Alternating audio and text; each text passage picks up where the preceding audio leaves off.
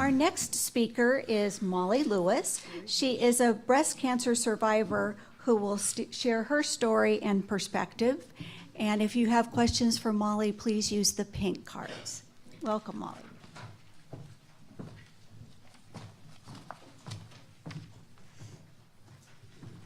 Well, thank you everyone for having me here today. I'm really honored to be standing up here representing all you breast cancer survivors out there in the audience. So thank you. It's actually ironic that I'm here, speaking at an event that's co-sponsored by the American Cancer Society, because as a kid, I grew up knowing all the good work that they did. My father was actually a past president of the the Alameda County chapter of the American Cancer Society, and my mom actually was one of the co-founders of the Alameda County Cancer League. So as a little girl, I attended a lot of events and learned about this word cancer, but I didn't really know what it meant. And then it happened to me. So in 2003, I was finally reaching a turning point in my life after a rough couple of years. My father had passed away suddenly, and I had been betrayed by someone very important to me. I had been hurt to my core, but that was all behind me, and my life was finally turning around. I had a new job actually working in the field of oncology for a pharmaceutical company, and I really felt like I was making a difference. I had just gotten engaged to my husband, Ty, and I was busy planning a wedding, and I was ready to move forward. But that was until I found a loan. I found it myself. But I knew what to do. So I called my doctor and I immediately went in for tests. But it was on Valentine's Day in 2003 that I got the phone call from my physician saying, "You have breast cancer." What? My diagnosis came as a complete surprise. I was young. I was only 38 years old, and I had no family history at all. I hadn't even had my first mammogram. I was below the age of the requirement. But if that wasn't enough,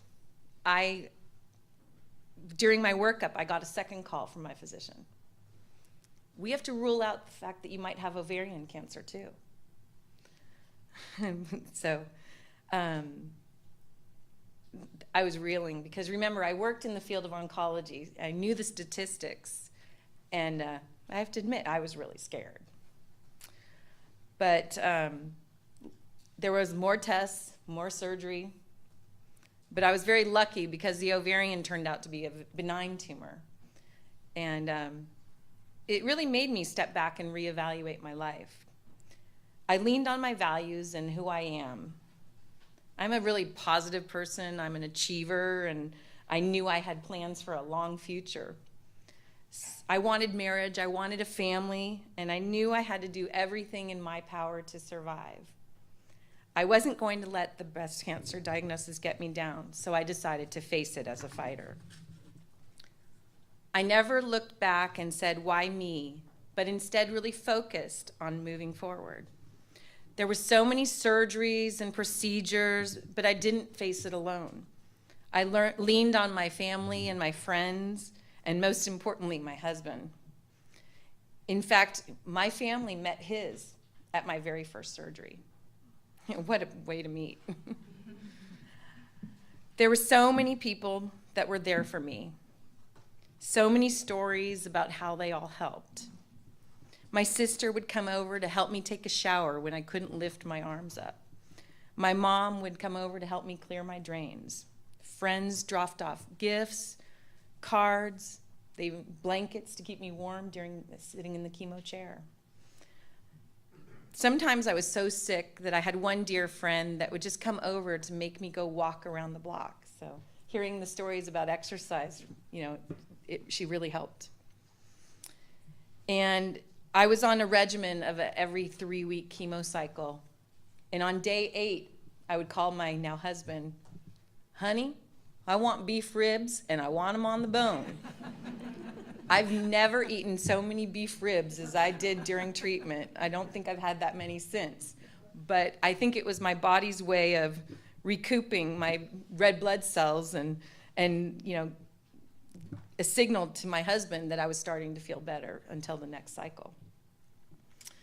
I also leaned on the great care team that I had at Diablo Valley Oncology, and I used all the cancer support services, that we're talking about here today. But I also, throughout my treatment, I focused on the goal of living life to the fullest and took the toughest treatment possible because I knew I wanted to do everything I could to stay alive. I was sicker than a dog during chemo, but I didn't let that stop me. In fact, I got married, I bought a house, and moved all during my treatment. I always say I was the bride with the easiest time getting ready because all I had to do was put my hair on. So you can see the next, which way is it? From my picture there, I had to include one picture in my wedding album of my bald photo just to remind me of what I was going through at the time. But, during my wedding, someone asked my husband, was he nervous to get married? And he actually gave a speech in the middle of the reception saying, you know what? You don't know what nervous is until you're actually sitting outside that waiting room, finding out if your fiancé is going to live. It really made me stop and thinking about me and start looking at things from his perspective. And, I have to really think about, boy, did I put him through in sickness and in health before I even put him through the I do. So, it's now been almost 12 years, and I'm now happily married with 8-year-old twins. So, those are my girls. Thank you. Sometimes I look back and I think, it seems like it happened to somebody else. I think back to the person I was then, and I feel sad for her. But sometimes it still doesn't seem like it happened to me. I wish it didn't happen to anyone. I'm still working in the field of oncology, and every day I think about the patients and how we need to work together to end this disease. I've had some amazing opportunities to kind of give back to the breast cancer community as a spokesperson to create awareness and to tell the story of being a survivor. I've been privileged to do an advertisement for Stand Up to Cancer, the top, that was actually placed in over 100 national magazines. My husband is an avid golfer, and his friends tease him because I got into Golf Magazine before he did. But the real cream of the crop for me, anyway, was getting into Oprah Magazine, because I thought that was the coolest. But I also was able to do the honorary coin toss for Cal Berkeley's Pink Out breast cancer awareness football game. And that was their very first breast cancer awareness game that I got to do last year, and then I just did it again last weekend. So that was to me a real thing because I'm a 4th generation Go Bears. And then, I also was a guest speaker for the Making Strides in Walnut Creek event that was just held a couple of months ago too. So, it really feels good to kind of give back.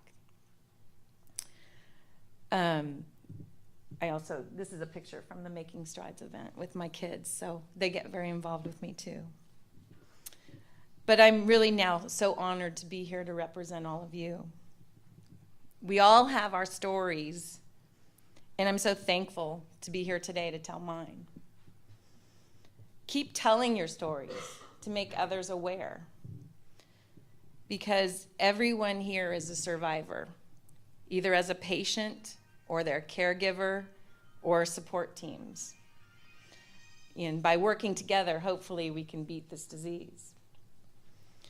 But again, a big thank you to Diablo Valley Oncology, especially the amazing Dr. Swan, But I also want to thank Sandy and Sarah because all the work they put into this event. I also want to thank the community, the cancer support community. I did participate in a lot of their support groups. John Muir Health, where I had all my surgeries. And the American Cancer Society, where I did all the Look Good, Feel Better, all the other support groups as well too. So I used all of your services, and I couldn't have gotten through it without all your help. So thank you.